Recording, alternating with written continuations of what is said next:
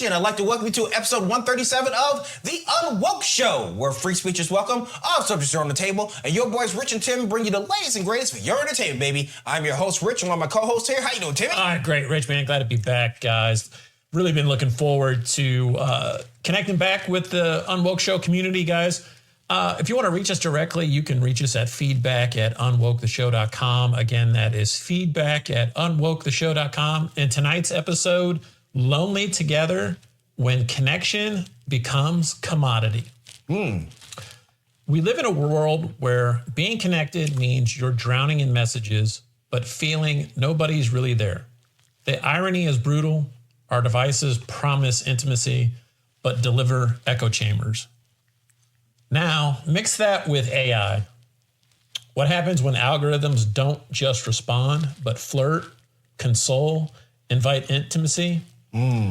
When machines learn to mimic the emotional nuance you thought was exclusive to humans? Well,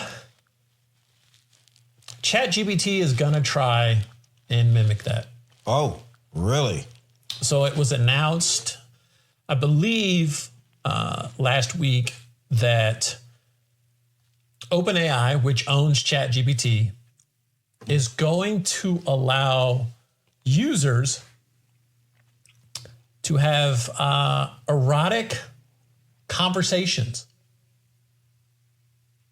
What? That's right. ChatGPT is dipping its AI toe, into essentially porn. Dipping your toe off, that's what you're into. Yep. Where floats your boat. Here's the thing. You have to be a verified adult. What that criteria looks like, Okay. Nowadays applications are implementing things such as face recognition. Eye recognition, all that stuff. Or if you try to surf porn in certain states, you get prompted to do an age verification, upload a picture of your driver's license or some other, picture of your passport or some other form of ID to show that you are who you are in age and who you are, right? Mm-hmm. So it's not about just unlocking the NSFW mode. It's a statement about how tech views loneliness, desire, and what people will pay for. Well, if you're thinking about it. Can machines fill emotional voids? Or is this just the next frontier of monetizing human need? I can see that. Okay. So think about that for a second, right? Mm-hmm. We have covered I think we've done two previous stories relating to how individuals interact with AI, right? Yes. Most recently, we did a story about two individuals that tried to marry. One individual tried to marry their AI. The other tried to marry the AI of Luigi, the guy that shot the allegedly shot the United Health CEO. Yeah, guys, check that out. I think that was just a couple weeks ago when we did that show. So, and we have mentioned in the past, there was a movie out there called Her that had Joaquin Phoenix and Scarlett Johansson in it. Scarlett Johansson played the AI. Joaquin Phoenix was the individual who was starting to develop an emotional connection to his AI. And then one day it just disappears. Okay. I don't know if you've watched a TV show called The Big Bang Theory. Yes. Okay. There's an episode where Raj gets the new iPhone. Yeah. And he starts communicating with Siri.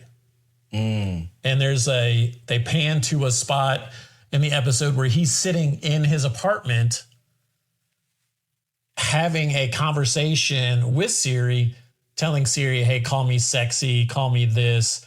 And throughout that particular episode, it involves Raj having some type of interaction with Siri, and then he ends up falling asleep.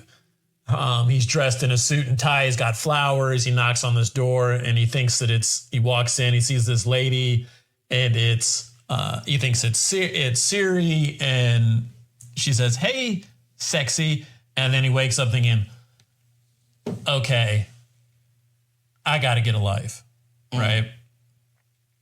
So, where is this all going is with the fact that from a porn perspective, okay, there was a time where you had to sneak in and look at your buddy's magazine collection. Oh, Uncle Remus's collection in the you garage. You found your dad's porn stash, right? Playboy stash. In a little yep. So then what happens? The internet comes along. Okay. And to some, a happy, unintended consequence was how porn all of a sudden started showing up and become readily accessible. Right. Right. You move beyond chat communities, and websites started popping up. The one that keeps coming up is Pornhub, right? That's the one that everybody knows and is getting access to that, right? So OpenAI and ChatGPT, they are leading the way in the AI space. Okay. OpenAI has been in the news because it has inked deals with NVIDIA. It has inked deals with, there's another graphics card company that it's inked a big deal with, right? It's trying to build out these massive AI data centers. Okay. But at no point outside of paying for a subscription, right? Because if you just use ChatGPT for free, you're only going to get X number of... You get so many questions, I think, a day. Yeah, many questions a day and stuff, right? But if you pay for Pro, you get all the benefits of the free, plus you can ask more questions, you can get really in depth, it'll save your conversations and stuff, right? Right?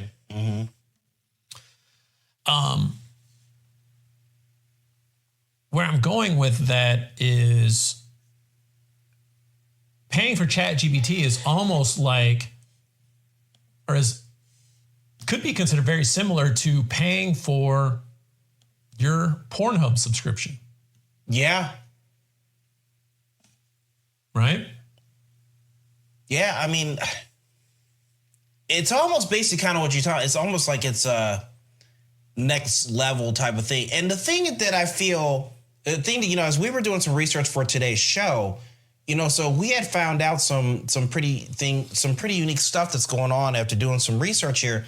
And, it deals with, like I said, a lot of the loneliness that's going on. Like, we have found actually through Forbes, it says over 80% of adults report experiencing some degree of loneliness. And particularly, and I would think, especially a website like this, and I know you're going to be talking about that pretty soon, but based on age graphics right here, it says young adults, women, and unemployed, and those with less education are more likely to feel lonely. Now, the problem where that you can see, and maybe some of these websites probably feel that they're actually, what would you say, kind of like remedying or solving a problem or... So I think on a certain level, everybody experiences a certain level of loneliness. Yeah. Okay. And that visual reference or that visual stimulation that you're getting from Pornhub, for example, that is temporarily fulfilling a need. Yeah. Okay. Now imagine ChatGPT stepping in. And it's trying to establish, or not you are trying to establish somewhat, I would say, of an emotional connection through this erotic discussion that you're having, right? What does that do for you mentally? You mean for someone to be able to get up? I mean, you know what the concept of phone sex is, right? Yeah. Okay. Mm-hmm. Now, take that concept and apply it to your phone. Yes. There's no human interaction on the other side. No. So in essence, you're having phone sex with yourself through your phone. Yeah. Yeah, man. And when you get done, what are you left with? Yeah, exactly. It's like you're right back in the same situation where you are. Yeah. But I think what's like unique about this is that, you know, this website and these things that are going on out there, it's like, I think it's just what enhances it is like, yes, you're actually talking to a computer. But then you have some of them, as we had, did a report, a couple, I think it was during season 2, you know, we initially saw this where being on CNN and they were talking about it. And I remember you and we both watched the video and listening to what this AI was. I mean, it was ridiculous. So basically how the AI girlfriend. Yeah. Creating your AI girlfriend avatar. Because I mean, that AI girlfriend, right? Yeah. Mm-hmm. I mean, yeah, it was amazing how realistic that person was. And it was like, and the thing is that, you know, you and I both know it's like, you know, AI is getting better all the time. It's kind of like, dude, it's like, you know, so when you're asking about the whole thing about loneliness, where, I mean, they're showing right here, it's like, you know, 6 show where, you know, people are 5 times higher risk of depression and everything who have to deal with loneliness. We know where the kids between 17 and 26, that's in 17, 26-year-old males and like that. So are not only not dating like that, but, you know, which is basically the case. It's like they're not dating, they're not doing anything like that. They're not going out to the bars or whatever the case may be. They're not meeting girls. It's like, so they're looking at this as kind of like, you know, this is a perfect remedy, so to speak, for. So are we saying it's a cure for loneliness? I would say no. I think we're only going to exacerbate the feeling of loneliness and withdrawal long term. Right. Because it's sounding like where a lot more people are not going into the dating apps and stuff like that. I think I just recently heard something where maybe this might be good information for UnWoke Nation. But there was a guy who was talking about how they did some research on one of the famous type of dating sites where, and I guess apparently what they were saying is that when a person swipes too much, you know, swiping left or where, so those of you guys, you know, you have a picture, you either swipe right if you're interested, swipe left if you're not interested on your phone with your finger. And I guess apparently from what they said is that if you swipe left too many times, it makes you less visible. So, interesting. Yeah. So you end up being less visible. I was shocked myself when I heard it. So it's like apparently it makes you less visible by being able, because I guess in a roundabout way, you're kind of seen as being like too picky. Okay. And so therefore it's like you're less visible now. So now you have all these guys out here, maybe even girls too, but you know, you got all these guys out here who are swiping on these things, and then the one is like, dude, I'm not getting anybody. Okay. So therefore maybe that's like you said, I don't know so much as a cure. Yeah. So we're talking about the mental aspect of it. Yes. Okay. What the potential impacts are. Uh-huh. Let's talk about the age verification process. Mm-hmm. How are you going to verify that I am not a robot? Sure, we get that, all those CAPTCHAs and stuff. It says, yeah, I'm not. Mm-hmm. But in terms of verification, what does that process look like? Because if you read any of the articles, and we'll provide these in the show notes for this episode, there is nothing concrete about the age verification process. No, it's not. Are you going to follow some of the states such as Indiana and others where you have to verify that you're in fact over the age of 18 and some sort of ID or something, and then take a picture and post that? Are you going to retain that data? Is it going to be removed after you've gone through the verification process? What is the screening process itself? In other words, what's the question of stopping a 12-year-old kid What is loneliness or not like that from 12-year-old kid? And these kids are smart. And figuring out like, dude, I can figure out how to get on this particular thing and have, create my own Becky or whatever the case may be. Mm-hmm. So think about high school students. High school students have a student ID, right? Mm-hmm. What kind of IDs are you going to require? If you're, what is it? We would say you're going to high school about what age, 14, 15? And your only form of identification at that point is your high school ID card. I mean, is that going to be enough? How are you, if I'm 15 They and gotta work that out, man. and I say that I'm 18, right? I don't know what a high school card looks like. Does it say how it is? There something on there no. And then let's say you're 16 and you're going through driver's ed, but yet you claim, I think you still get a piece of paper or you get something that says, I'm not, at some point I'll be legally able to drive, right? Then eventually you get your driver's license. Right now on your driver's license, it does read your date of birth and stuff. And if they were to scan it and stuff, but what does that entire process look like? How are you going to vet it? How are you going to retain it? Right. So there's that aspect of it. There's the mental aspect of it. And then I discovered earlier today, if you need an AI friend. If you need an AI friend. If you need a friend, there is an AI app out there called Replica. Okay. And what does Replica entail? Replica is your personal, if you will, AI buddy. What? That's right. AI buddy. AI buddy. Okay, continue. So what you do is you download the Replica app. You can pick male, female, non-binary. Okay. Your pronouns. Yay. Yeah. What you want in terms of, do I want motivation? Do I want coaching? Do I want goals? Do I want somebody that's just going to listen to me? And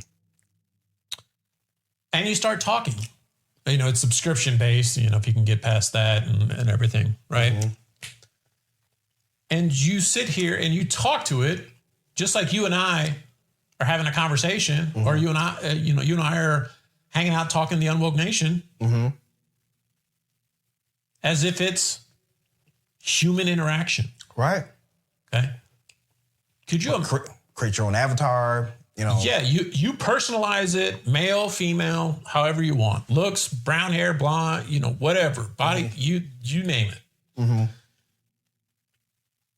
And all of a sudden, your AI buddy on your phone, so essentially your phone is now your pal. Yeah. Or whatever they want you to be, your coach, your girlfriend, whatever. If you're already struggling to make human contact, how is this going to help? Right? If you're an introvert, yeah, and you're struggling already, and this app, because you feel if you talk to your AI pal and you can have a conversation, you don't have to worry about being made fun of. Yeah. Okay. What does that say about you? I think what it does, Tim, is I agree with you. I think it doesn't really solve the problem. What it does is it makes people push even more away. One of the problems and we've brought this up on the show, is that one of the problems that they have going on in Japan is they have a major, major lack of interaction problem, which has been affecting their birth rate for several decades now. Yeah. And again, like I said, I've seen interviews of people just off the street in Tokyo and Osaka and everything like that. And you just listen to some of these guys and just the guys, man. And it's like the guys just like, they have absolutely no clue how to even talk to a girl. Some of them look like they're terrified to say flipping hi. So if you look at that, a company like that or so, and they go over to Japan or places like that who have birth rates, and by the way, I mean, the birth rate issue is starting to become truly an issue here in America too. Because men have given up. Yeah, men have given up. And I think a lot of the reasons what they're giving up for is because obviously, you have some, not all, but some women out there that have, way too high standards. And most of the guys who fit these standards are only in 1%. And so therefore you have a lot of men out there, and I've seen some of these statistics that basically feel that, they're basically being ignored. So those type of guys, we just got done learning what 80% of adults feel lonely. And so they're going to jump on that, real quick. So to say, why should, well, wait a minute, if I'm not getting any human interaction, maybe I'm too shy to do like that. But if I'm not getting human interaction, or I don't fit, quote, the parameters, or that maybe the girls that I do find attractive like me like that, well, damn, I mean, I think Allison that I saw looks really pretty. Why not just go create my own Allison, and then I ain't got to think about it anymore. So what would be the difference between your AI buddy on your phone and your AI girlfriend that you created? What would be the difference? Right, So because your AI girlfriend could be smoking hot. That's the thing that you're jerking off to, right? Right. Or you're doing, or you're jerking off to, or rubbing one out to your erotic ChatGPT conversation. And then what about your AI buddy? Now all of a sudden, do you have a tool set that for this need, I go to my AI girlfriend when I need sexual stimulation, or I want to have an erotic chat conversation with ChatGPT? So based on what we had learned, and Tim and I, we did some research on this, so they do give you a little bit more options on this. So it just seemed like, yes, we understand that probably a good portion of people are going to be looking at from a relationship perspective. Right. So, but there are some where that we've done some research that sit there and say like, well, you signed up and you did what? Well, you didn't sign up, you didn't pay for it, but you went through you did what? Coaching? Yeah. So they did one that actually had like coaching, or for whatever it might have been, or if you have a certain goal, or you are whatever the case may be. So they had a little bit of something right there. It was like, okay, you can just do, coaching where, so it doesn't necessarily have to be like a romantic relationship where, so sometimes it just might be that guy that just says, hey, I want to have another guy to be able to talk to, and like that, and he creates this buddy where, and it doesn't have to be for coaching. It's just kind of like, hey, somebody like one of the examples that they used is they said, it's like, what will you be using your AI buddy for? And it was kind of like, are you listening to help you with focus? Are you listen to for somebody just to kind of talk about your emotions and mental health? I mean, they were giving these examples, and so I guess it's like, to answer your question, I think that's pretty much what it would be. Where, so if you're talking about people who are creating two of these things, right? Yeah, you got one where that you can sit there and have as your girlfriend, like that, pork off to, and then I guess the other one's just kind of like, he's just my buddy sitting on the couch with me, and I just sit there talking. My emotional support buddy. Yeah, basically, yeah, your emotional support buddy. And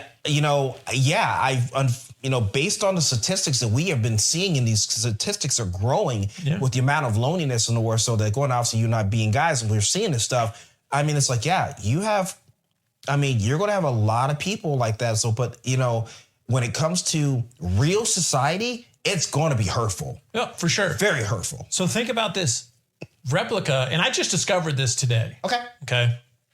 I forget what I was flipping through. It might have been TechCrunch or something that I was looking at.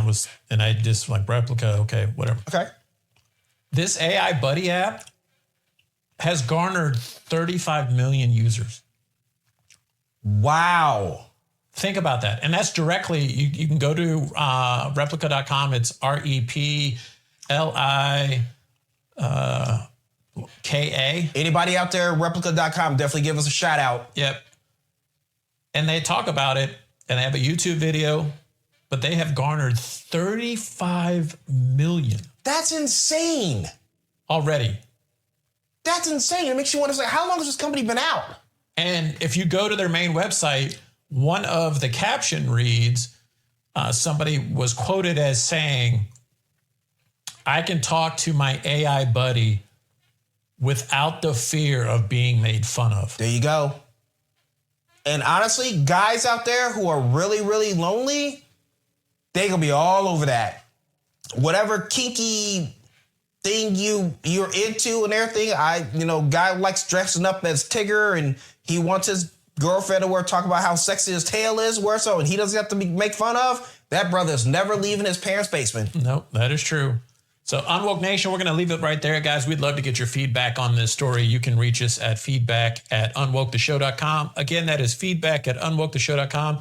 Rich, a pleasure as always, man. And remember, guys, stay unwoke.